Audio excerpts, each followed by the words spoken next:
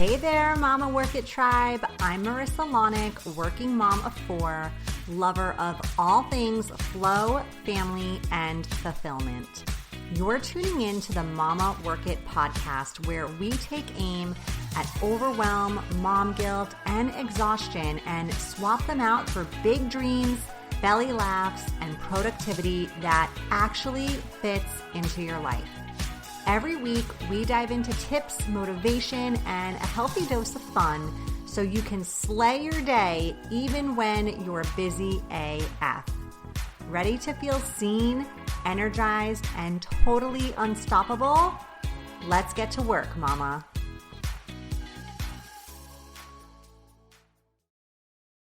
Hello, mama friends. Welcome back to another awesome episode of the Mama Work It podcast. I am so glad you're here, as always.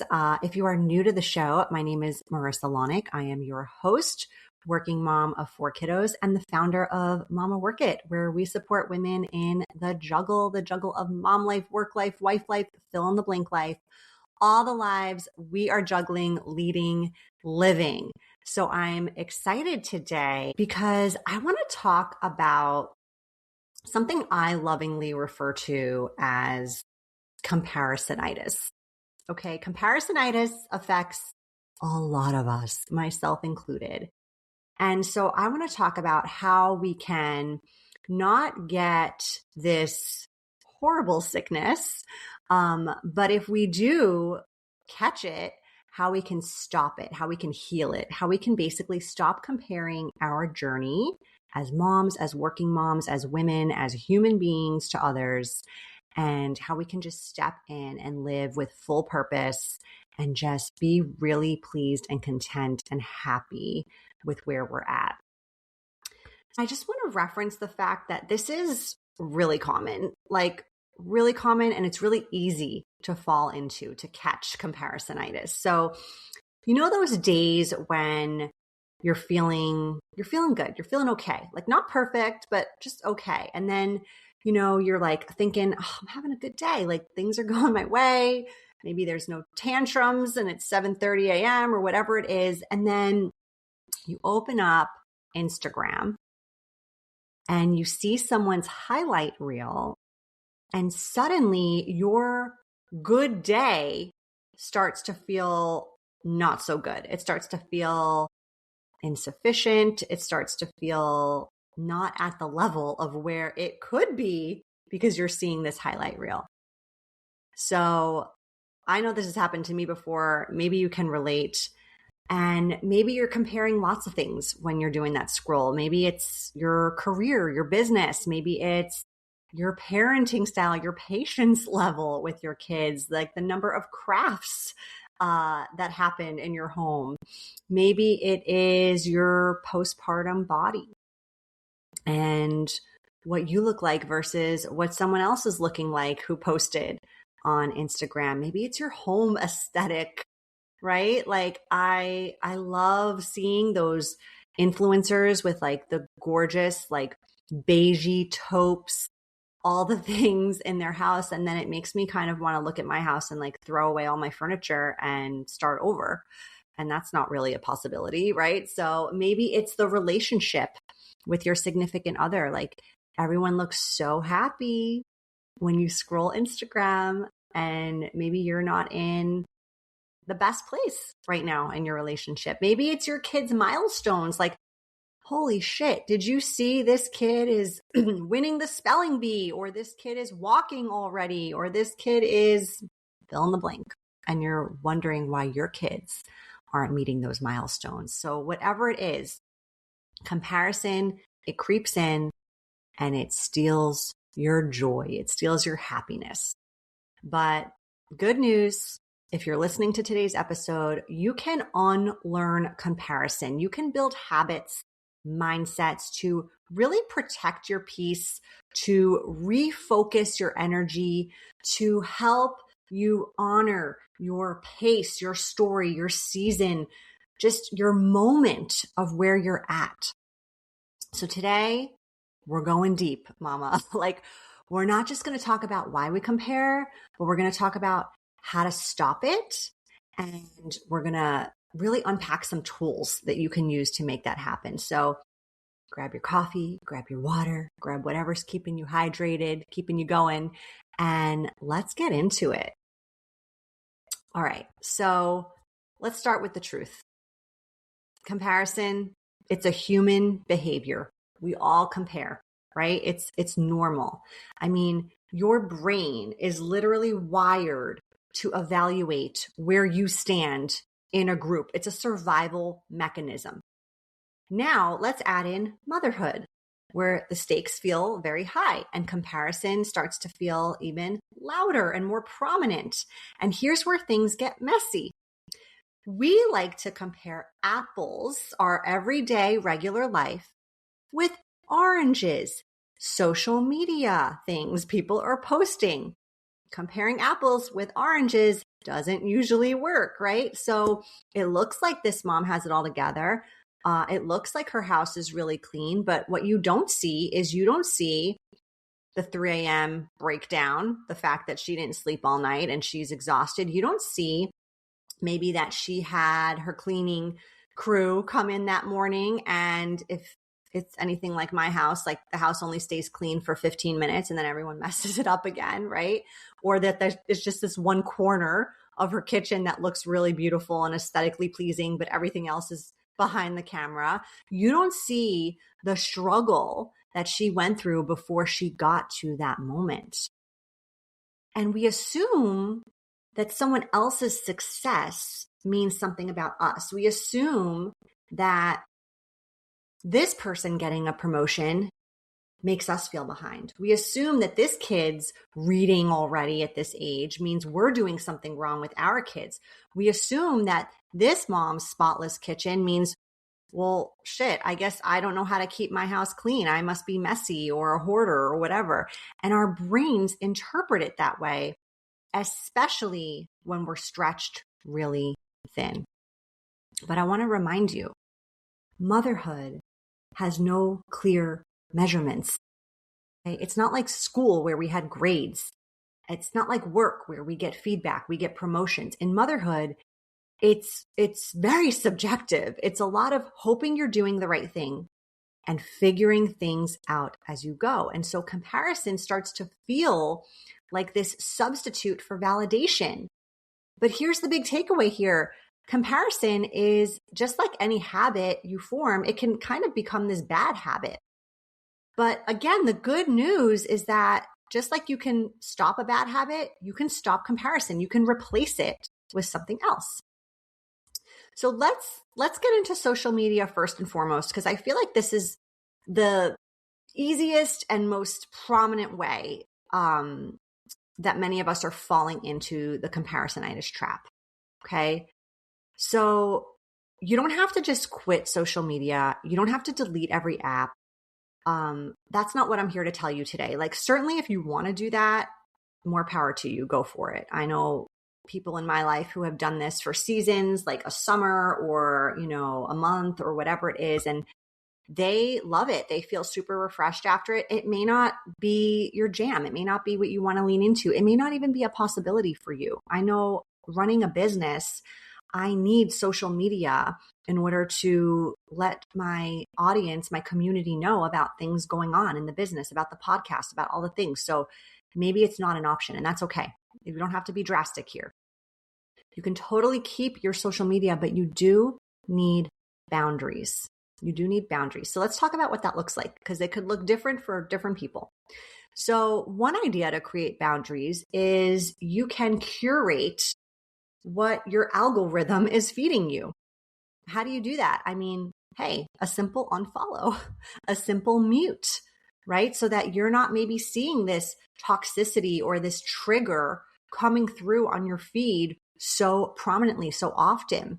So if you're seeing accounts that make you feel less than, if you're seeing accounts or posts that really trigger mom guilt for you, if you're seeing content that does not align with your values or with the higher self version you are looking to become, then simple unfollow, mute. You don't have to go as far as unfriending. I think there are ways that you can kind of like not see the posts, but still remain connected to the individuals, because I know you don't want to maybe start any drama there. And then replace it. Fill your feed with like the real honest content. Fill your feed with people who inspire you rather than intimidate you. Fill your feed with accounts that empower you, with, motivational quotes or things that you can learn from. So super easy. Tip number 1, curate what's happening, what's coming through on your social media algorithm. Tip number 2, I love this. I learned this when I was in the early stages of building my business, but even if you're not an entrepreneur, it's still a great tip. It's create before you consume. Create before you consume. So most of us, we're opening up the app and the first thing we're doing is we're scrolling. We're consuming other people's content. And for me, that can often mess with my brain. So maybe, like I said earlier, you are feeling really good. You open the app and all of a sudden you're not feeling so good. Comparisonitis starts to kick in. And so opening the app and posting your thing first, like not second guessing, not thinking twice, not worrying and comparing what your content looks like compared to someone else's. But just going there first can be really, really empowering. So whether that's a thought, whether that's a photo, whether that's a story, whether that's a reel, whatever it is, but maybe post your reality first before letting someone else's quote unquote reality. And I'm going to say that because not everyone's posting super authentic content on there, can really have a positive effect on your relationship with social media, on your comparison habits, etc. Okay, the last tip when it comes to social media here is to be more mindful of your time and how much time you are spending on these apps. So you know me, I'm big with time management, productivity. So what can you do to maybe limit the amount of time you are dedicating right now to social media? Can you set a timer? Can you put something on your phone that I know there are apps that like shut it down after a certain amount of time per day, or just really be intentional about the time that you're allowed to scroll and not just mindlessly picking up your phone all the time to scroll. And here's the thing, I've given this tip before and I'm going to give it again. And I've done social media cleanses, detoxes, where I've taken like a 24-hour or 48-hour break from social media. It's hard, not because it's such an addictive thing. It's hard because it's a mindless thing. Like we pick up our phone and even if we don't intentionally mean to, we just open up the social apps. It's just kind of muscle memory coming into play. And so one tip I will tell you that can help with this is move the apps. Move them off your home screen, put them in a folder, make it harder to get to them so that you do actually have to exercise some thought to open them up, and you can often stop yourself in that process. Mindless scrolling is going to lead to mindless comparison. Remember that. But intentional scrolling is going to be more about mindful connection. So those are my tips to stop comparing when it comes to social media. I hope you found those helpful. Let's talk about the next thing here, and that is about honoring the season you're in. So if you're new to motherhood, you're in one season. If you've got toddlers, you're in another season. If you are a mom who's got kids in school, that's another season. If you're the room mom this year, that's one season. If you're a working mom in a very high demanding corporate role, that's a season you're in. Like these are all seasons and they all shift and change and evolve just like life does. And so one of the most powerful ways to stop comparing is to really become more aware and understanding of what season you're in. It could even be like a season during the time of year, like summer season or holiday season. Okay. So I want to let that sink in. Let that sink in. Where are you? Are you in the newborn chaos when you're not sleeping? Are you in a season of like extreme career growth? Are you in a season of healing or rebuilding? A season of what feels like survival mode, a season of rest, where you just need to pour into your physical, your mental, your emotional health. A season of reinvention where maybe you're transitioning from one identity to kind of this new identity of where you are. So I want to mention that because it's important to recognize, again, we don't want to compare apples to oranges, especially if we're in one season and we're comparing with someone else who's in a completely different one. It's going to be tough and it's not going to make any sense. So if you're in a season of really being in survival mode and you're comparing yourself to a mom who is in a much different place, a season of more stability right now, you're setting yourself up to lose a race that you didn't train for. You shouldn't even be signed up for.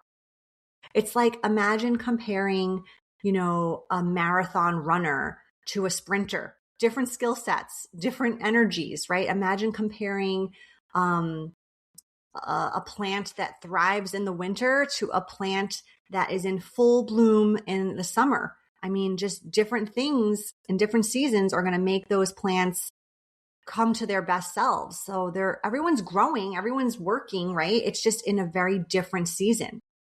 So ask yourself this question: what season am I in right now? What season am I in right now? Name it whatever you want. It's your season to name. Like, honor it and stop expecting yourself to be in a season you're not in. Whether that's a future season that you will be stepping into, a past season that you're done with, you've done, and just really honor the season you're in. Be present. And I know that's so much easier said than done, but even just that knowledge, that awareness can go a really long way.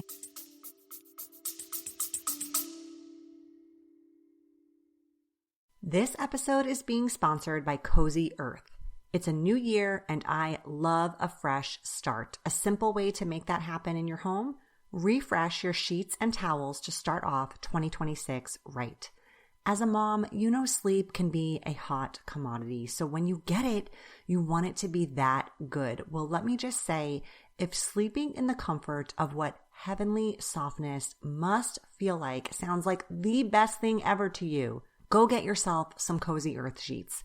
These are the most lush sheets I have ever slept on. It's like a hug from the sleep fairy after a very long, exhausting day of working mom life. And if you're like me and you don't get to visit the spa very often during this season of your life, before you get into that bed with your Cozy Earth sheets, go take an extra long shower and then wrap yourself in a Cozy Earth bath towel. I'm telling you, you can trick your mind into thinking you just visited a luxury spa. These purchases are risk-free, which means you can try them out. And if you don't love them, return them hassle-free. But trust me, you won't want to.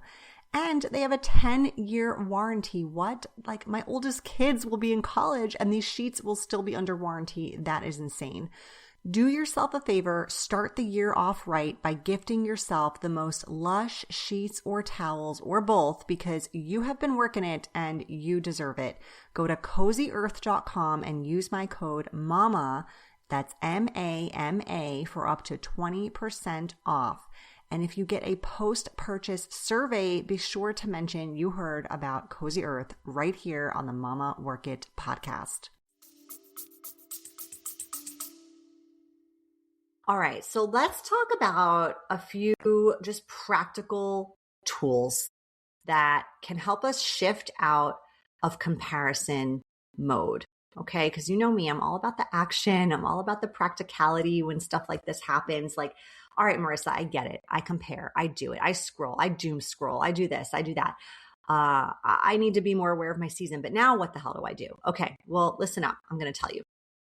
And I want to remind you, like, even if you're skeptical, just try it.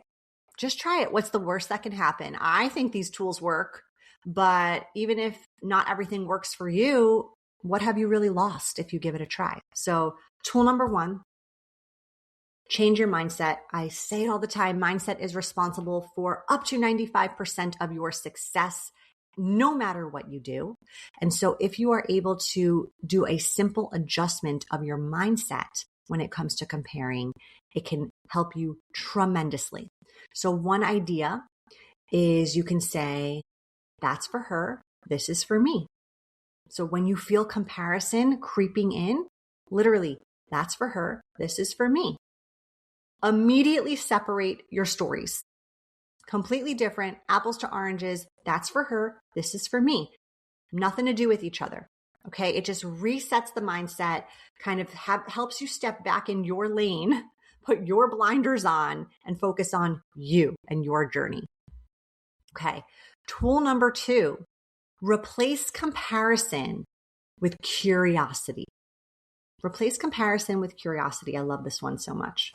So instead of asking yourself, why am I not there yet? Ask yourself, what can I learn from her journey without assuming it diminishes mine? What can I learn from this person without thinking less than of myself? So I love this too, because I often think comparison can be sort of triggering in a bad way, where we're like, oh, I could never be that. I'm so behind, whatever. Or we can use it as a inspirational tool.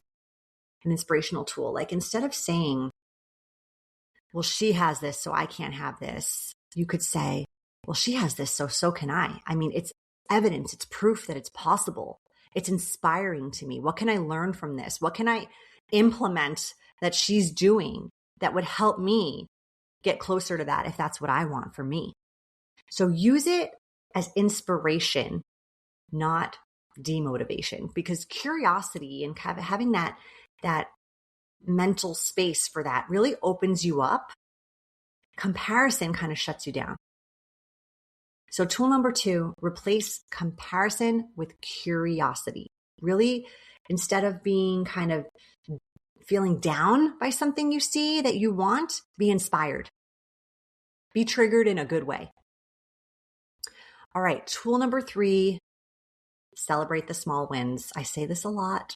I'm saying it again. It makes such sense when it comes to comparison. Comparison makes you minimize your progress. So even if you have come such a long way, it makes you feel like you're behind. And so counteract that by writing down your wins, by celebrating your wins, by recognizing your wins. What's one win from today? What's one moment you're proud of? What's one thing you handled well? Stay aware of your progress. It is there. I like to sometimes even just look back on my year, my month, even my day, and think about that progress. But especially when you look more long term, even 5 years ago, you think about 5 years ago, where were you? What did you want? What did you wish for? And how much of that have you really achieved? Because I bet when you think about that in that way, you'll surprise yourself with how far you've come.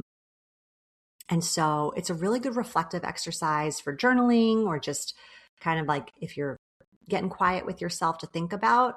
But it could also be this daily habit where you really think about what's one win from today, or even from this last hour, if you're feeling kind of defeated. All right, tool number 4 has to do with the very heavy mental load we working mamas carry. And I think that when we are in this state of carrying this heavy, overwhelming, exhausting mental load, we're sort of in this mental space where we tend to fall into comparisonitis more easily.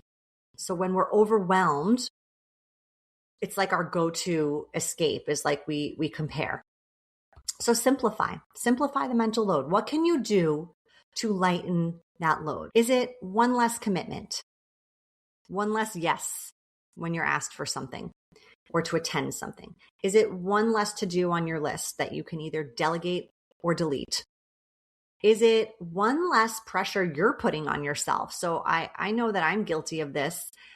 I set sometimes expectations on myself that are completely unreasonable. I would never expect someone else to complete or do the thing that I'm expecting of me in the amount of time or whatever it is. So lighten your mental load, limit your mental load. I know, again, it's a lot easier said than done. Is it outsourcing something? Is it, just setting a boundary, saying no to something? I know it's hard, especially if you're someone who loves saying yes, but is it saying no to one thing so that you can lighten that load? Is it delegating, deleting something? Sometimes We don't think we can delete something from our to-do list, but then guess what? If we do, the world doesn't end. It's okay. Like life goes on. Or is it, again, recalibrating those expectations we have upon ourselves? All right, tip number 5. Anchor into your values.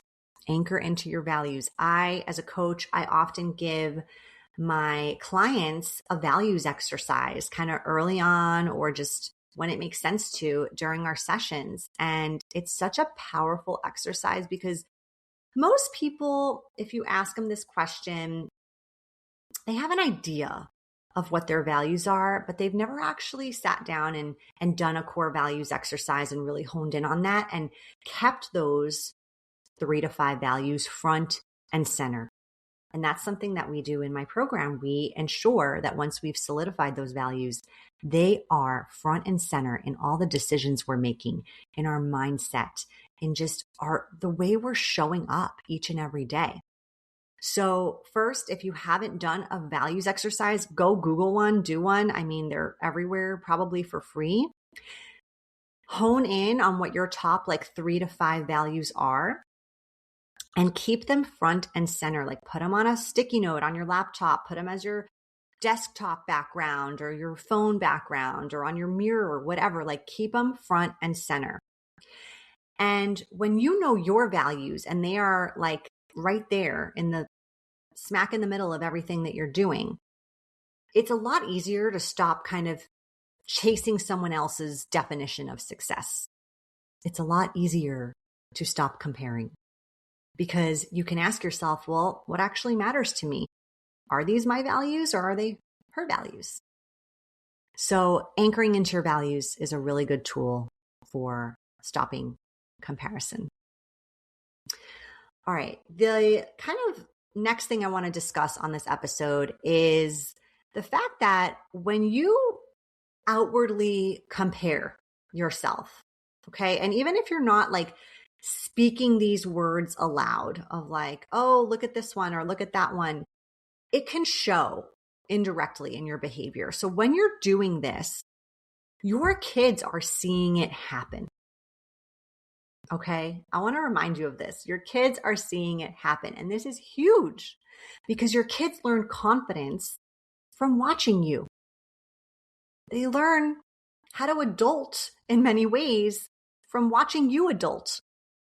So if you celebrate others without tearing yourself down, amazing. If you speak kindly about your own body instead of saying, oh, look how good she looks.